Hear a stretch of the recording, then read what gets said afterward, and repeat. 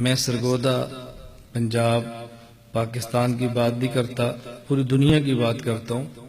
ہم عالمی نبی کے وارث ہیں اور پورے عالم میں ہم نے کام کرنا ہے۔ اللہ رب العزت کا کرم دیکھیں کہ اب پورے عالم میں کام کرنا جتنا آسان ہے اس سے پہلے اتنا آسان نہیں تھا۔ میڈیا نے گلوبلائزیشن کے دور میں بہت دور والے لوگوں کو قریب کر دیا ہے۔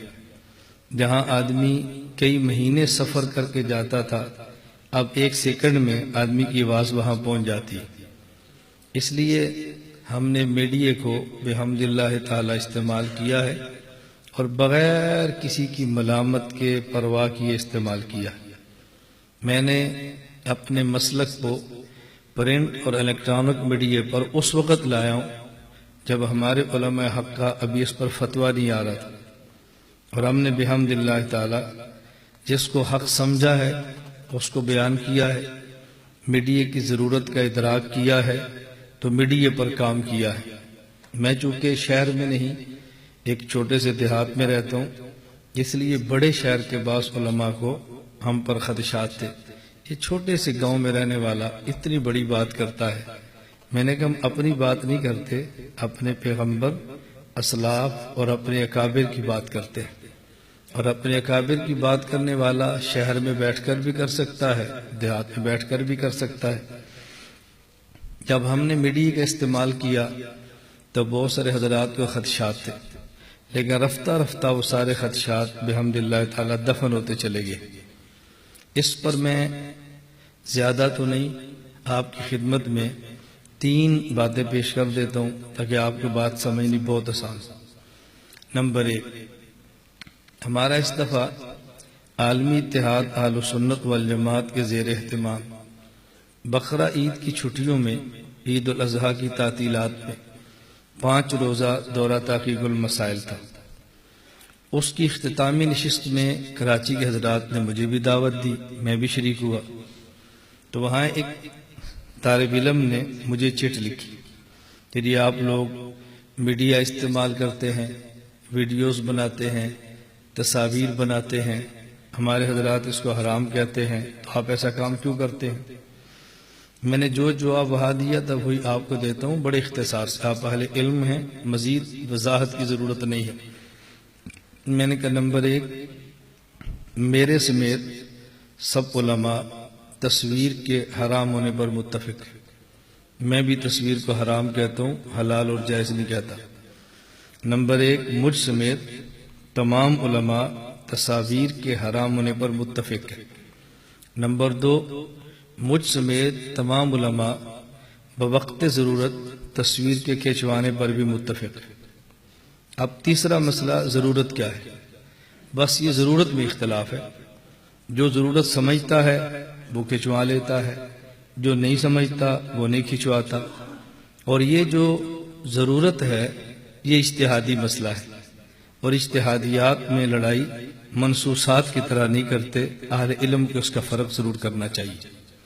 میرا خیال اتنی بات کافی آپ کے لیے، میں بہت لمبی بات نہیں کر رہا، اتنی بات کافی ہے۔ دوسری بات سمجھیں، ایک اور موقع پر میں ایک بار کراچی کے ایک بہت بڑے جامعہ میں گیا جو تصویر کے قائل نہیں ہے، تخصص کے طلبہ میں بیٹھا ہوا تھا، متخصصین اکٹھے ہوئے، جی ہم نے سوال کرنے ہیں۔ میں نے کہا آپ شوق سے سوال کریں، اور جس شوق سے سوال کریں اسی شوق سے میرے جواب بھی سنیں۔ جب آپ مجھ پر سوال کرتے ہیں تو میں نہیں کہتا کہ آپ نے میری بے ادبی کی ہے، اور جب میں جواب دیتا ہوں تو آپ اس کو کسی پر فٹ کر لیتے ہیں کہ یہ فلاں بزرگ کی بے ادبی ہو گئی، یہ فلاں کے خلاف بات ہو گئی۔ آپ میری بات کو میری رائے سمجھیں اور اس کو کسی کے خلاف نہ سمجھیں۔ اب ان تخصص کے طلباء نے پوچھا کہ یہ جو ویڈیو آپ بناتے ہیں، دینی خدمات کے لیے تصاویر بناتے ہیں، اس کا شرعی حکم کیا ہے؟ میں نے کہا آپ 3 باتیں سمجھیں۔ نمبر 1، تصویر کا حکم، 2 باتیں، تصویر کا حکم یہ منصوص ہے، اشد الناس عذاب یوم القیامہ المصورون، قیامت کے دن شدید ترین عذاب ہوگا تصویر بنوانے والے کو۔ اور یہ جو وعید عذاب کی ہوتی ہے یہ مکروہ پر نہیں حرام پر ہوتی ہے۔ اس کا معنی کہ تصویر کا حکم حرام یہ منسوخ ہے۔ نمبر 2، تصویر کی تعریف کہ تصویر کسے کہتے ہیں یہ منسوخ نہیں ہے، یہ اجتہادی مسئلہ ہے۔ اب بعض لوگ متحرک کو ڈیجیٹل کو تصویر مانتے ہیں اور بعض نہیں مانتے، تو جو مانتے ہیں وہ حرام کہہ دیتے ہیں، جو نہیں مانتے وہ حرام نہیں کہتے۔ تو تصویر کا حکم یہ منسوخ ہے، اور تصویر کی تعریف یہ مجتہد فی اجتہادی ہے۔ منسوخ کو منسوخ رکھو اور اجتہادی کو اجتہادی رکھو۔ اگر آپ تصویر کی ایک تعریف کرتے ہیں تو اس تعریف کو دوسرے پر مسلط نہ کرو۔ جب ہمارے امام کے بارے میں ہماری رائے یہ ہے مذہبنا ثواب یحتمل الخطا، تو اپنے بارے میں رائے کیوں ہے مذہبنا ثواب لا یحتمل الخطا؟ امام کے بارے میں اب یحتمل الخطا کے قائل ہیں اور اپنے بارے میں یحتمل الخطا کے قائل نہیں۔ آپ اپنے آپ کو بہت بڑا سمجھو، لیکن کم از کم امام اعظم ابو حنیفہ سے بڑا نہ سمجھو، ان سے تھوڑا سا نیچے رہو تو انشاءاللہ پھر گنجائش نکل آئے گا۔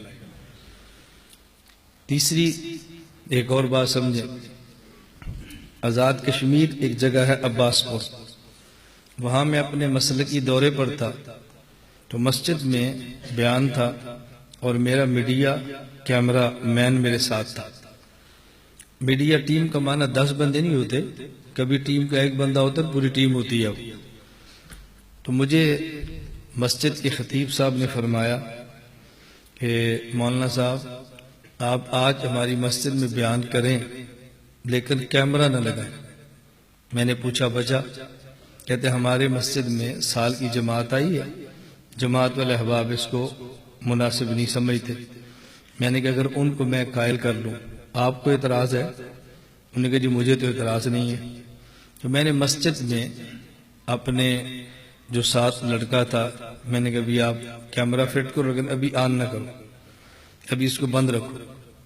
مجمع تھا، آگے جماعت کے احباب بیٹھ گئے، تو میں نے ان سے پوچھا کہ آپ کی سال کی جماعت ہے تو آپ کی تشکیل کہاں ہے؟ انہوں نے کہا جی بیرون ملک۔ میں نے کہا آپ یہاں کیا کر رہے ہیں؟ کہ ابھی تک ویزا نہیں لگا، اس لیے ہمیں رخ دیا ہے کام کرنے کا، جب ویزا لگ جائے گا تو ہم باہر چلے جائیں گے۔ میں نے ان سے پوچھا ویزے کے لیے جو آپ نے پاسپورٹ امبیسی بھجوایا ہے اس کے ساتھ کچھ تصاویر بھی تھی یا بغیر تصاویر کے؟ کہا جی اضافی تصاویر بھی مانگتے ہیں۔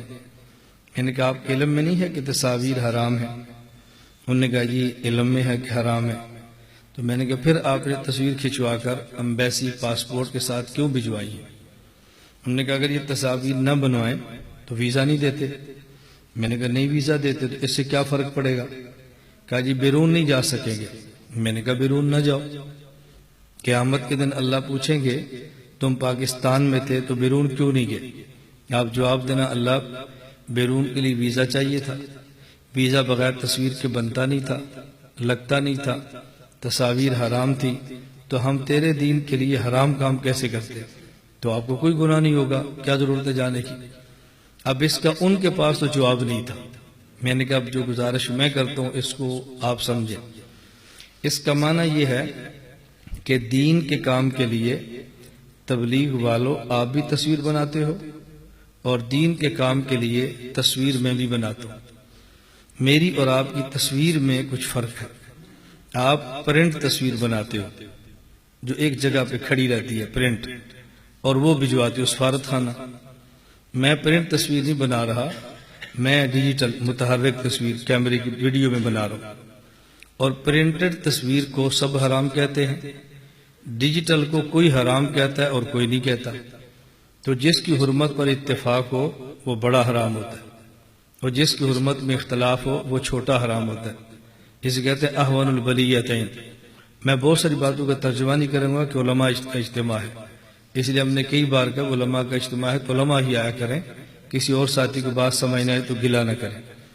میں نے کہا ہماری تصویر حرام، آپ کی بھی حرام، لیکن آپ والی کی حرمت پر اتفاق ہے، ہماری والی کی حرمت پر اختلاف ہے۔ جہاں حرمت میں اتفاق ہو وہ سخت حرام ہوتا ہے، بڑا، اور جس پہ اختلاف ہو وہ چھوٹا حرام ہوتا ہے۔ تو حرام کام آپ بھی کرتے ہیں اور میں بھی کرتا ہوں، آپ بڑا حرام کرتے ہیں اور میں چھوٹا حرام کرتا ہوں۔ پھر آپ کی تصویر سفارت خانہ پڑی رہتی ہے اور آپ انگلینڈ، امریکہ، یورپ باہر جاتے ہیں، اور میں سرگودہ رہتا ہوں، اپنی تصویر کو امریکہ، کینیڈا، یورپ، انگلینڈ بھجوا دیتا ہوں۔ تو کام تصویر سے آپ بھی لیتے ہیں اور میں بھی لیتا ہوں۔ فرق یہ ہے کہ آپ کی تصویر آرام کرتی ہے، آپ مشقت برداشت کرتے ہیں، اور میں خود آرام کرتا ہوں، تصویر کو مشقت برداشت کرتا ہوں، اس کو دوڑاتا ہوں۔ اور پھر آپ تصویر کھنچواتے ہیں، خود جاتے ہیں، ایک بندے کو ملتے ہیں، 2 کو ملتے ہیں، 3 کو ملتے ہیں، اور میں جب کھنچواتا ہوں تو صرف میری واٹس ایپ سروس سے 80,000 بندہ لیتا ہے تصویر، 1.25 لاکھ سے زیادہ فیس بک پہ لیتے ہیں، پھر گروپ در گروپ چلتی ہے۔ تو آپ تصویر کھنچوا کر ایک بندے کو دین کی بات بتاتے ہو، اور میں تصویر کے لیے ایک بنے لاکھ بندے کو بتاتا ہوں، تو آپ کا حرام بھی بڑا ہے، آپ متقی ہیں، میرا حرام بھی چھوٹا ہے، میں فاسق ہوں۔ تصویر سے آپ نے کم تھوڑا لیا ہے، آپ بہت نیک آدمی ہیں، میں نے زیادہ کام لیا ہے، میں برا آدمی ہوں، آپ دائی ہیں اور میں شرارتی ہوں، یہ فرق مجھے آپ سمجھاؤ۔ میری عادت ہنسانے کی نہیں ہے، نہ میں آپ کو ہنسانا چاہتا ہوں، نہ میں کوئی لطیفے سنا رہا ہوں، میں صرف آپ کے سامنے اپنی گفتگو عرض کر رہا ہوں کہ آپ ہماری بات کو سمجھیں۔ یہ جو خسر پھسر ہے یہ ختم ہو، آپ اہل علم ہیں، آپ کو دیانت سے کام لینا چاہیے۔ علماء کی شان کے لائق یہ باتیں نہیں ہیں جو ہم نے سلسلہ شروع کیا ہوا ہے۔ اب اس کا مجھے کوئی جواب نہیں ملا۔ میں ایک بار کے گزشتہ سال کی بات ہے، میرا سفر تھا ہانگ کانگ کا۔ ہانگ کانگ گیا تو میرا بیان تھا، اس بیان میں کیمرہ تھا، ایک ساتھی پاکستان کے تھے، وہ آئے نا، پاکستان میں ان کے شیخ ہیں حضرت شاہ عارف باللہ حکیم محمد اختر صاحب نور اللہ مرقدہ، اللہ ان کی قبر پہ کروڑوں رحمت نازل فرمائے۔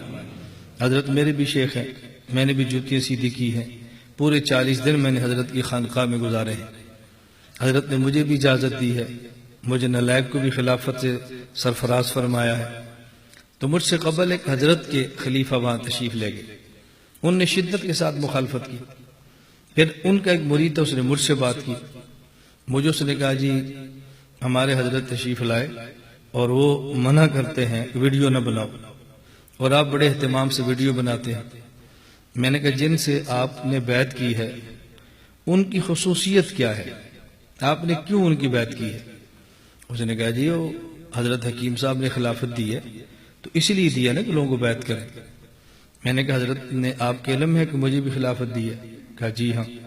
تو میں نے کہا خلیفہ ہونے میں تم دونوں برابر ہو گئے، وہ بھی خلیفہ میں بھی خلیفہ۔ وہ عالم ہے؟ مجھے کہتا ہے نہیں۔ میں نے کہا میں؟ کہتا جی عالم ہے۔ میں نے کہا خلیفہ دونوں ہیں، ایک عالم خلیفہ ایک غیر عالم خلیفہ، تو بجائے اس کے تو ان کی رائے مجھے بتاتا، تجھے چاہیے تھا کہ میری رائے ان کو بتاتا۔ یہ بات سمجھ آ رہی ہے آپ کو؟ میری رائے ان کو بتاتا کہ جی آپ شدت سے مخالفت کرتے ہیں، آپ بھی حضرت کے خلیفہ ہیں، اور فلاں کھنچواتے ہیں وہ بیت کے خلیفہ ہیں، وہ عالم بھی ہیں، تو جی آپ کی مانے یا ان کی مانے؟ اب اس کا اس کے پاس کوئی جواب نہیں تھا۔